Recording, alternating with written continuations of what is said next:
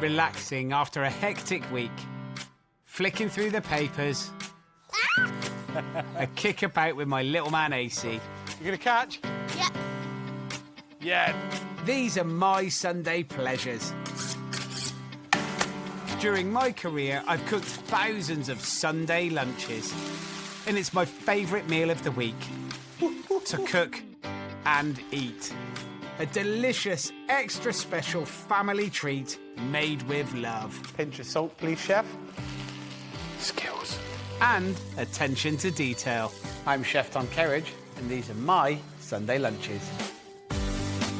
8 amazing menus to share with family and friends. And I'll take you step by step through cooking each dish in the right order, so it's all perfect when it comes to the table. Yes! Why don't you join me for Sunday lunch?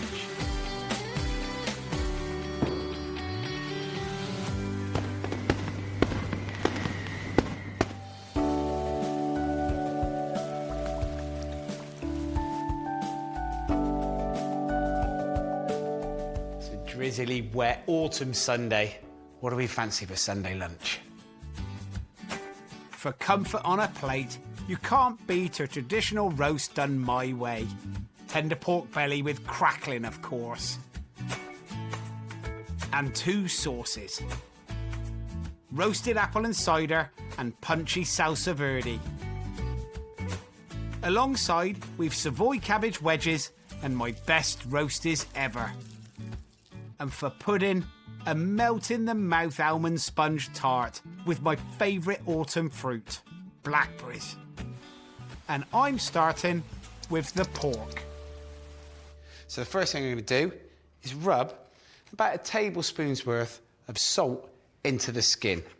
Now, I've got the skin here, and it's all been scored. So as you rub that salt in, it just begins to go in between those little cuts, and it'll help draw a bit of moisture out, dry out the skin. Pork belly is one of my favourite cuts. Absolutely delicious, and it makes the best crackling if you spend a bit of time on the prep. Now I'm going to leave the pork to sit with that salt for about 10 to 15 minutes.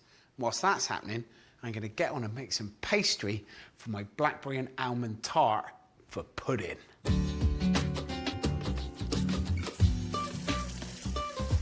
My tart's made with light almond pastry. Cream together softened butter and golden caster sugar. Start off slow, because otherwise you'll spray the kitchen with butter and sugar. And that ceiling's quite high up. Be a long way to reach to clean it off there. Add 2 eggs, followed by ground almonds and plain flour. Bring it together into a soft ball, wrap in cling film, and put it in the fridge to firm up. I'm going to pat dry the pork because you want your pork belly to be nice and dry when it cooks. And the next thing is a bit of flavour into it. And one of the best flavours with pork is fennel seed. Just crush them with some salt. To create this lovely kind of salty, aniseedy flavoured, dry mix. You think of hedgerows and you think of kind of like pungent herbs. Those are the sort of flavours that go so well with pork. Rub the fennel mix well into the skin. Don't forget the sides. Then I'm going to put the pork belly onto a rack that's over a roasting tray. Now, in that roasting tray, I've put a little layer of water, so as it cooks, it will also create a little bit of steam.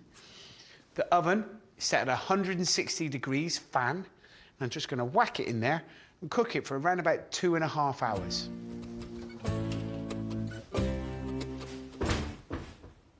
Did you hear that bump? It was the cameraman walking into the cupboard. Are you ready, Dan?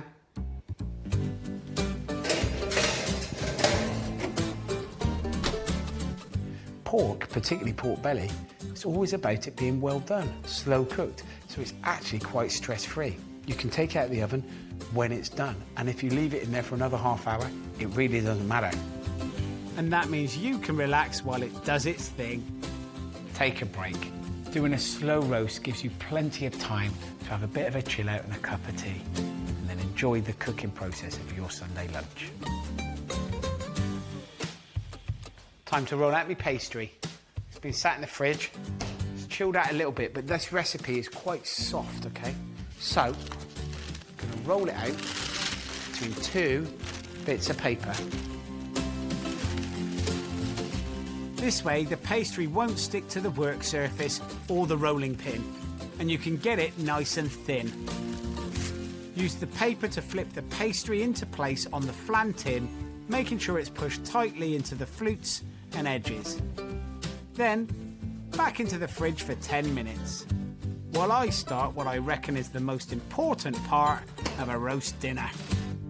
Everybody wants to know how to make the perfect roast potatoes. Now, I'm sure there's quite a few of you at home. Put them into a pan of boiling water, bring it up to the boil it for a minute or two, then put a lid on, drain the water off, shake them about, then whack them into a tray and put them in the oven. Stop doing that.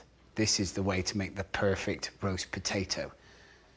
In a pan with water, salt, and I'm going to poach them, not boil them, okay? I don't want the water rapidly bubbling around. I just want it to gently simmer. I'm also going to cook them all of the way through, not just par-boiled or par-cooked. They will take around 15 minutes, so I'm going to make the tart filling.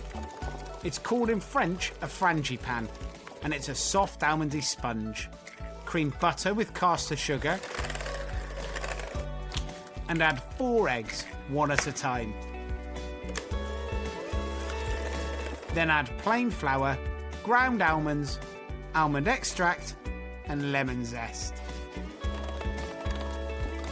And at this point, just going to take the tart off and put it on the board, and then this I'm going to put into the oven that's already at 160 degrees with the pork in, get it nice and hot, so that when I put the tart in, it starts to help cook the pastry, because I'm not blind baking this pastry, cooking the whole thing as one thing together, okay? You can use a rolling pin to trim the pastry. Roll firmly around the rim until it falls away. Effective and very satisfying. Now to the bottom of this tart case, I'm just going to put some blackberry jam just to give it a really nice covering. And if you can work it in just a little bit, massage it in, the pastry starts to absorb some of that jam. And it'll just help give it a nice layer of flavour without it feeling too loose and moist on the bottom. Then at this point, we're going to add our filling. Just place it into the middle first, okay? And that's quite important, because you put it into the middle and then work it to the outside. You can't do it from the outside in. It makes it all a little bit untidy. Spend a bit of time just getting it nice and neat. Now we're sat here in the middle of autumn, and there's free stuff outside on the bushes. And that free stuff is blackberries. And you can stick them into your tart. We'll start with one in the middle, and then we kind of work our way around. Finally, some of these, some flaked almonds. I'm just going to sprinkle them over the top. Remember, we've got the tray in there getting nice and hot. And now, I'm just going to whack this on top of that tray and bake it for around about 45 minutes. Ready, boys?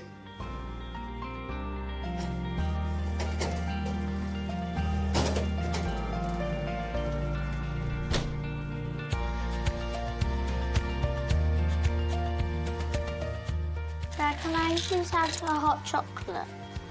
Can we have some hot chocolate? Please. I'll make you a hot chocolate. I got the skills. There's enough time to do us all a drink while I wait for the spuds. Now these guys are just about cooked all the way through, and I'm just going to lift them out with a spoon and put them onto a rack. Now this is quite important, this bit, because the rack will allow air circulation. And what will happen is the potatoes will dry around the outside. And that's when they'll go all gnarly. And those are the bits that will get crispy when you roast them. So that drying process is the important part. Not putting a lid on and shaking them. We're not trying to make mash. We're making roast potatoes. And trust me, do them this way and you end up with the best roasties ever. And you can just sit back and enjoy the compliments.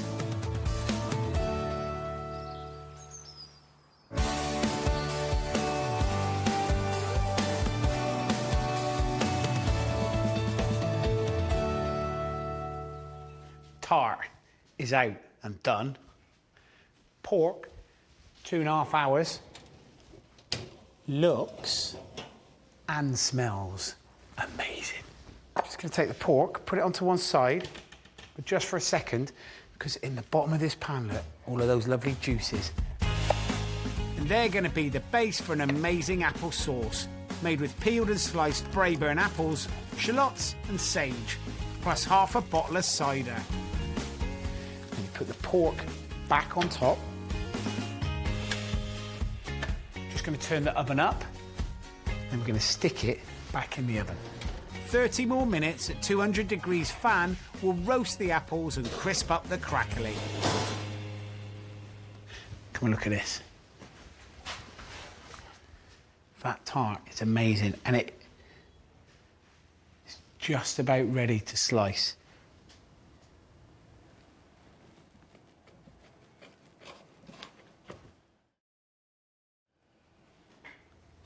Look at that. That beautiful pastry, and look at that little line, that layer of the blackberry jam. Then we got that beautiful almond sponge. And then the top, look. You see that, mate? The blackberries and the toasted almonds.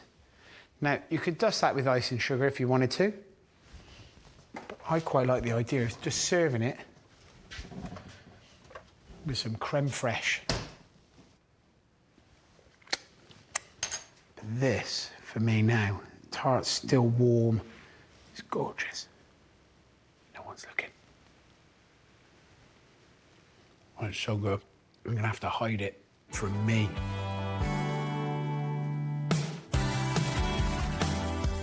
With light almond pastry, holding soft Frangipane sponge, and those little flavour bombs of blackberries, with creme fraiche alongside. For me, this is the ultimate autumn pud. Next, I'm getting the roasties on. Look here, a roasting tray, getting hot. Into that, really good splash of vegetable oil. You can use duck fat if you like, because people do. But for me, a flavourless oil is always the best, okay? Because you want the flavour of the potato. And then, hear that?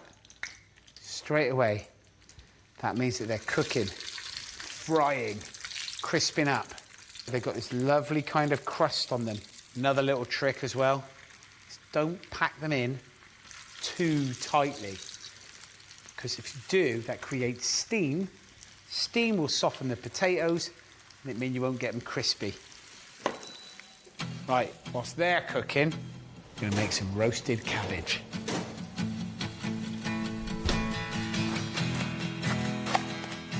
Savoy cabbage goes brilliantly with pork. Cut it into 6 wedges, heat olive oil in a pan, add the cabbage wedges and a knob of butter. Gives it that wonderful caramelisation and flavour. I pan roast my cabbage at home and in my restaurants. And trust me, try it. You'll never go back to cooking it the old-fashioned way. And there's even more flavour going in, because this cabbage is double cooked. I'm adding chicken stock, lid on, and leave them to absorb all that flavour. This, for me, is the best way of doing cabbage, okay? Getting that caramelisation on the outside is way better than boiling cabbage. Right, moving back to the potatoes. They've been roasting around about 10 minutes. And the outside of these potatoes are a little bit dry. Now we need to roll them around in that hot oil, give them a really good coating. It's starting to look like a roast potato. Just try and do it quite gently. Don't throw them about, don't smash them all up. Remember, these are cooked all the way through. We're just kind of like roasty frying them. It's a new culinary term, roasty frying. And then they go back into the oven. Job done. Cabbage. Ooh, look at that. It only takes around 5 minutes for the cabbage to cook. Just cooked, but they've still got texture. But that is cooked enough. Lid back on, turn that off, leave it to one side. Okay. Pork and potatoes. Oh, look at that. How amazing does that look? I'll get the potatoes out at the same time. The pork needs to rest for a bit before I carve it, so I've time to give the roasties a restaurant touch. Bash some rosemary with the back of a knife to release the oils, and crush some garlic cloves and stick them in with the spuds. Gonna go back into the oven for around about another 10 minutes. Garlic and rosemary roasties, lush. Onto the apple sauce. Pour the entire contents of the roasting tin, juices and all, into the processor. And give it a quick blitz.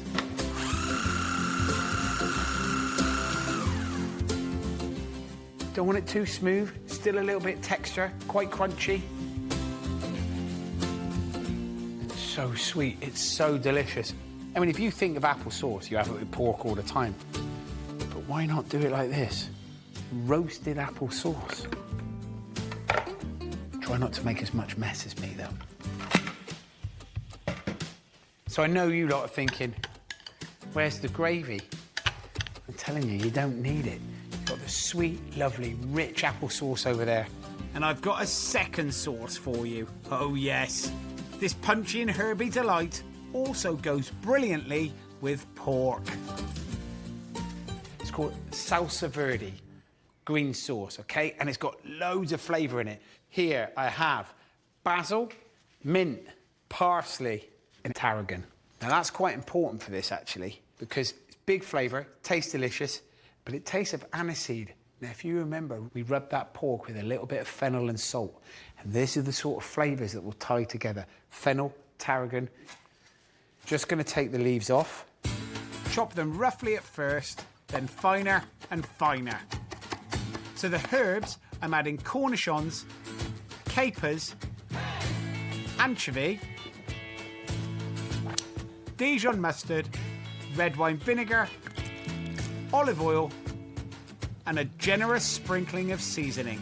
Don't be shy. There's nothing subtle about Salsa Verde. I mean, this is perfect. Right through the crispy, crunchy pork with loads and loads of fat in it. It's that wonderful counterbalance. Who needs gravy when you've got this? Pork is roasted, applesauce is done, cabbage is braised, tart is done. We're almost there. Time to get the potatoes out of the oven and start plating up. I have to be honest, these roast potatoes are most definitely some of the best ones I've ever cooked. And you saw how easy it was. A little sprinkling of salt. Ready. Potatoes done. Then it comes to the pork. Now, it's been resting. Just going to take it off the rack. What you've got to do is get yourself a knife. You go in against the bone. Just follow it round. So if you're going across the top. Just like that, look. Remove those bones, but wait. Turn it to the other side. There's just a little bit of meat this side that we can take off because we don't want to lose it. All of this is very important. These little nuggety bits. Just treat, taste test. And you'll be pleased to know it's very, very good. Carve the pork using the score lines in the crackling as a guide. You can hear how crunchy that is.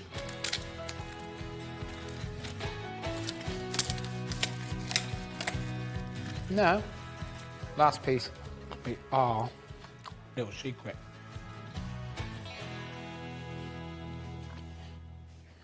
Gonna serve this up. Oh, it smells so, so good. A warming and uplifting menu for a drizzly autumn Sunday. Slow roast pork belly with the crispiest crackling possible. And on the side, pan-fried Savoy cabbage wedges, sweet apple and cider sauce, and a sharp Salsa Verde. Plus, who could forget the best roasties ever? Job done. I now have a very hungry family to feed. Washing up.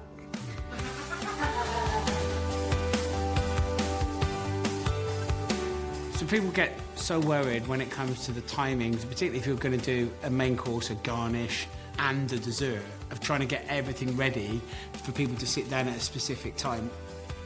Don't give specific times, just say come round for lunch-ish. That's it. Give yourself a bit of leeway there, no worries. Relaxing after a hectic week. Flicking through the papers. A kick about with my little man AC. You gonna catch? Yeah. Yeah. These are my Sunday pleasures. During my career, I've cooked thousands of Sunday lunches. And it's my favourite meal of the week. To cook and eat. A delicious, extra special family treat made with love. Pinch of salt, please, chef. Skills. And attention to detail. I'm Chef Tom Kerridge, and these are my Sunday lunches. 8 amazing menus to share with family and friends. And I'll take you step by step through cooking each dish in the right order. So it's all perfect when it comes to the table.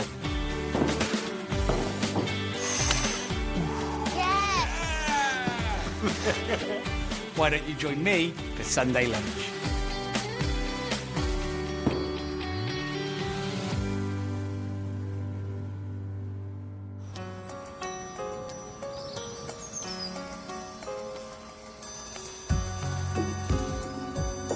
There's something so special about tucking into a Sunday lunch in the depths of winter.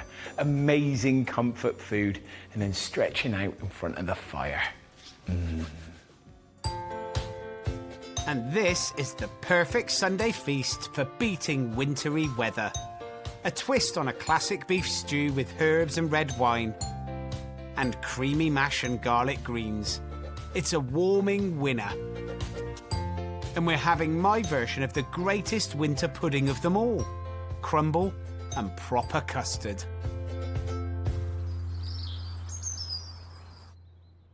The ultimate in comfort food, for me, it's got to be beef stew, hasn't it? Normally, beef stew would be like bits of braised steak that have been cooked in big chunks. This one, however, short ribs of beef. Beautiful, incredible beef. On the bone, slow cooked and full of flavour. And a lot of that flavour is going to come from this diced pancetta. Everything's going to be cooked in this one roasting tin. Saves on the washing up. Starting with frying off the pancetta. The little bits of white fat, that's where that flavour is, OK? It's really important to get them nice and crispy and render out all of that flavour, because as we cook that beef, that flavour will go back into the beef. Quick, Dan, come and have a look. Now, just as this pancetta is beginning to caramelise, I'm going to add these little shallots. Now, I've peeled them and taken the fluffy end off. We're going to cook them whole. Shallots are the sweetest of the onion family, and they'll take on a lovely colour in just 5 minutes. giving me time to coat the short ribs in seasoned plain flour. Now the point of this is it gives a bit of a crust on the outside of the short ribs, but it also helps from a thickening purpose as you're braising and to create a lovely beef short rib gravy. Now short ribs are a little bit more of a, I suppose, specialist cut, but it's most definitely something that's worth that little bit of extra effort, taking a walk down the high street and going to your local butcher's.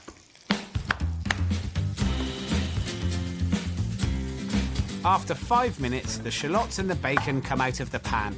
In goes a touch more oil, and then I'm going to fry the short ribs in batches. So you can see straight away what that flour does. It gives it a bit of a crust and helps it caramelise. Beginning to get these lovely kind of beefy aromas. It's almost like cooking a steak. Then once they're all browned and lovely, put them to one side. Next, in the same pan, I'm going to make the rich and herby red wine sauce to braise the ribs in. First ingredient, 4 plump cloves of garlic, chopped. Do not walk away at this point, because garlic burns really quickly, and then when it burns, it's very, very bitter.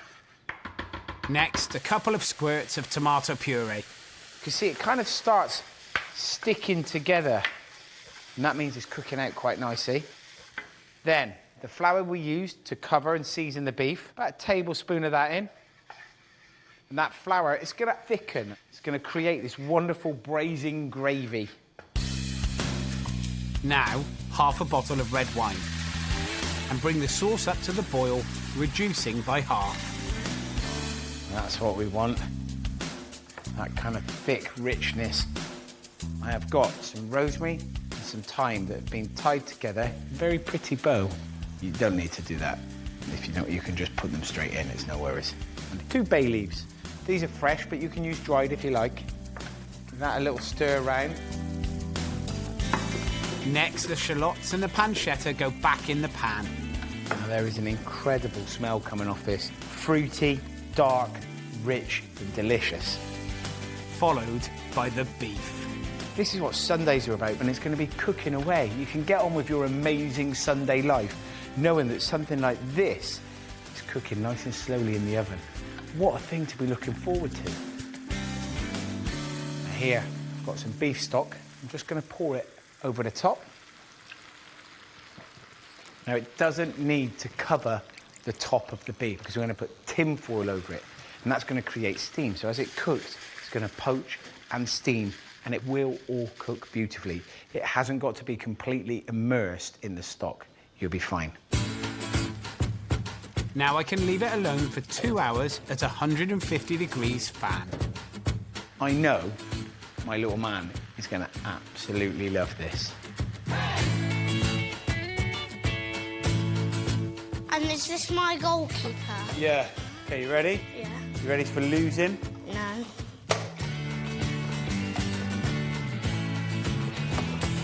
Yeah! But, Dad, I'm not very good. What? I'm going to do some drawing. Okay, you're going to do some drawing.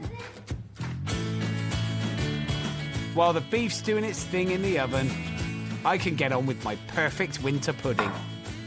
Apple and pear crumble. Starting off with these guys. These are Bramley apples. And the way they cook, they create this lovely kind of pulp. They'll be the kind of binding for the rest of the fruit, which are pears and Granny Smith apples. Something about a Bramley apple that I absolutely love. There's nothing very uniform about it. It's always a bit windfally. Always looks a bit battered, weather-beaten. But it's such a great apple. Flavour-wise, it's incredible. Quite sour, quite acidic. You wouldn't eat it like as a straight eating apple.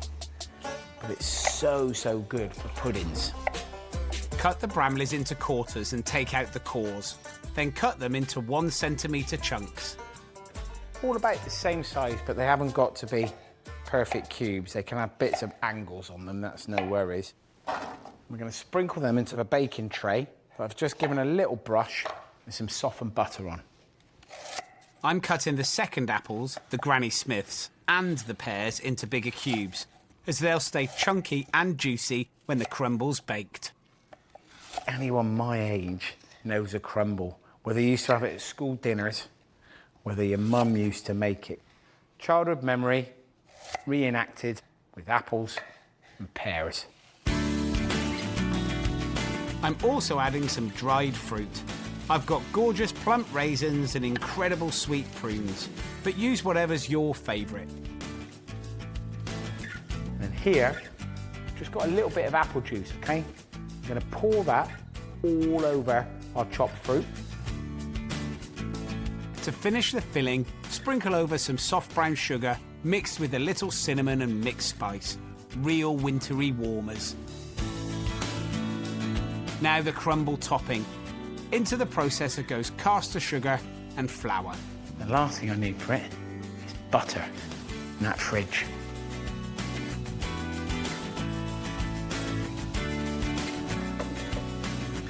I mean, Please. always keep toy spiders in the fridge.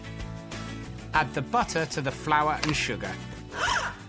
Bit by bit. That was quite hard work, wasn't it? What we're doing is just chopping that butter up. I don't want to form a paste, okay? I don't want a dough. You can see that it's now a little bit breadcrumby, which is exactly what we want for a crumble. And I'm just going to put in some mixed nuts. Pecans, walnuts, and flaked almond. Pulse again. And we're just going to sprinkle this over the top of our mix. And then start squeezing. You can see it sticks together, and those are the bits where you get more texture. Making clumps of some of the topping is my top tip for the perfect crumble, as these bits will end up extra crunchy. But that's exactly what you want. That sweet, nutty, crispy, crunchy crumble. Are you looking at this, Dan, going, ooh. Crumble fan? Big time. Big time. Got a few more leftover nuts. Sprinkle them on the top. I'm going to leave this to one side, stick it in the oven about an hour before I want to eat it. Braised beef for main course, crumble for pudding. Sundays rock.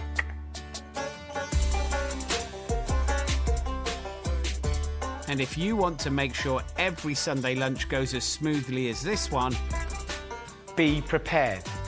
Get your peeling, chopping, weighing out done before you start onto your next dish. To go with our crumble, we're going to make custard. Now, I absolutely love custard. And yes, you can buy it out of a tub and a tin. If you want, that's fine. However, making it on a Sunday morning, super special. into the pan goes double cream and the seeds from 2 vanilla pods plus the pods. While the cream comes to a gentle simmer, separate 6 egg yolks into a bowl. Add caster sugar and whisk. When the yolks turn pale, pour over the hot vanilla cream and give it a good whisk. Then pour the whole lot back into the pan. Put it back on a medium heat and keep whisking till the custard thickens. Then pour it through a sieve into a bowl. Gonna put a layer of cling film onto the custard, and that will stop it getting a skin. And then I'm gonna stick this in the fridge to cool down, go nice and thick, because I am gonna serve cold custard with my hot crumble. Controversial, I know.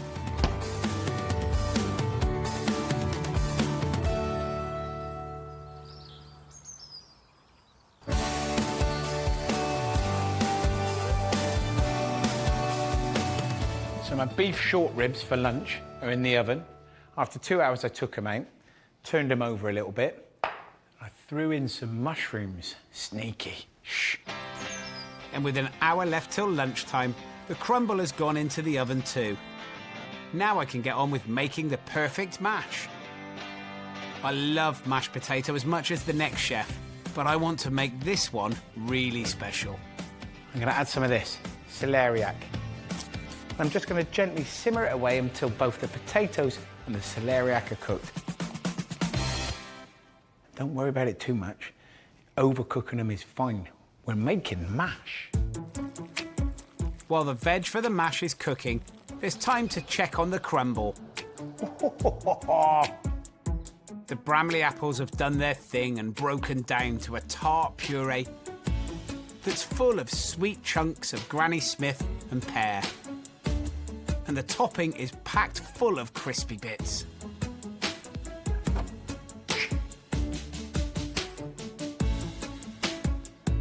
I'm not doing anything bad or naughty here. I'm just making sure that the dessert is going to be okay for everybody else. And I can officially tell you that the answer is yes. And you know the best thing about it? It's the warmth, the heat, how delicious that crumble is, mixed with cold custard. Temperature, hot, cold. I'm not saying you can't have hot custard, but if you've never tried cold custard with hot crumble, give it a go. It'll rock your pudding world. All right then, mash time. Gonna drain my potatoes and celeriac. And here's the secret to shining like a chef with your mashed potato. It's a two-stage job, but bear with me. To achieve that velvety smoothness, I'm first squeezing the mash through a potato ricer onto a drum sieve. This is one of the most useful bits of kit in a restaurant kitchen. So as your celeriac and potato get to about this amount, I'm using like a plastic scraper here just to force it through. The use of celeriac is amazing. It's a brilliant root vegetable. It's perfect for this time of year. Wholesome, hearty, it's a great winter veg. At this point now, you should have a little shot of the trees out there with no leaves on them. So right now on a Sunday morning, I am making the mash, which is exactly what will be happening in the restaurants up and down the country. Feels like I'm on the garnish. And I was going, "You got mash made for lunch?" No, yes, chef. But although this looks chefy, it's the secret to making the best mash you'll ever put on the table. Okay, once that last bit has gone through, there'll be so much of it stuck to the bottom of that, look. Scrape it off. And I'm not done yet. Oh no. For real luxury, this mash needs milk and double cream. Into a pan, warm them up. And some butter. And while that's warming through, I'm adding loads more flavour. Pepper, freshly grated nutmeg, and a couple of tablespoons of Dijon mustard. So once the butter is melted and the milk and cream is nice and warm, I'm going to put the mash back onto the heat. Then I'm just going to pour in a little bit of this cream, milk and butter and mix it all together until I get it to a lovely, rich, thick and creamy consistency. If you pop the lid on, it'll keep warm till it's time to serve. To go with the braised beef, okay, and the mash. If you think of that, the textures, the beef is quite soft and unctuous, delicious. The gravy, beautiful. The mash, again, quite soft. I want something textural, crispy, crunchy. That's what these guys are going to be for. Yes, more shallots, topped and tailed, then sliced very thinly lengthways. This is one of my favourite garnishes. I use them for crunch and flavour on curries, noodles, nachos, you name it. They're added cold, so they're perfect to make ahead. Coat the shallots in plain flour, then fry them, a handful at a time, in a few centimetres of oil. Don't tip them all in at once, or the oil will cool down and the shallots will go soggy. It only takes a couple of minutes till they're beautifully golden brown. Then drain them on kitchen paper and give them a bit of seasoning. I love that flavour of crispy onions that have been cooked out, the sweetness of it. It's so delicious. It's going to be a great addition to the top of the beef. And I'm on to the next batch.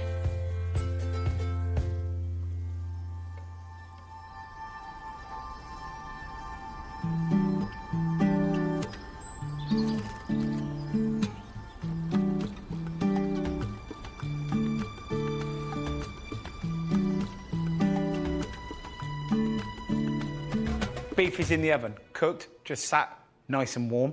Mash, done. Lid on, nice and warm. Crispy shallots, ready to go. One last thing, green veg. For my braised kale and Cavalo Nero, I'm starting with melted butter plus a drizzle of extra virgin olive oil. You don't normally cook with it, but it's just going to be very, very quick for flavour. 2 cloves of garlic sliced thin into the buttery oil and let it cook for a minute. Then I've got a handful of chopped Cavalo Nero. Once that's started wilting, in goes some roughly torn kale. Kale is such an incredible, beautiful cabbage to be used in wintertime. Rich, deep, dark, earthy flavour. I hate the smell. Pinch of salt, please, chef.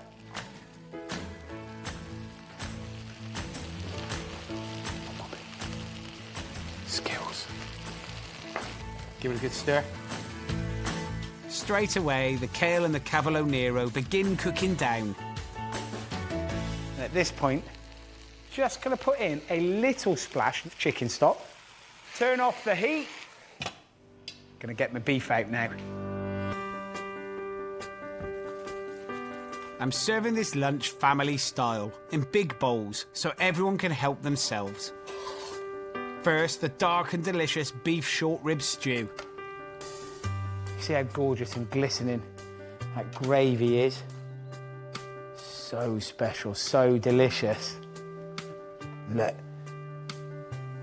See how easy that bone came out? That's how beautifully cooked that beef is.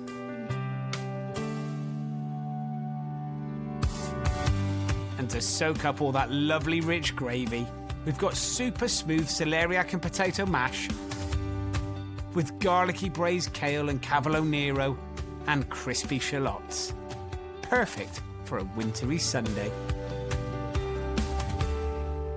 There's a special thing about Sunday lunches. There's something about that sharing element that happens. It hasn't got to just be for adults. It can be for everybody, from kids all the way through. Yes! Yeah! I love gravy. That kind of embracing of people, food, the table, family-style service. You're not trying to create beautiful things on a plate. You're just trying to create wonderful flavours and a great atmosphere.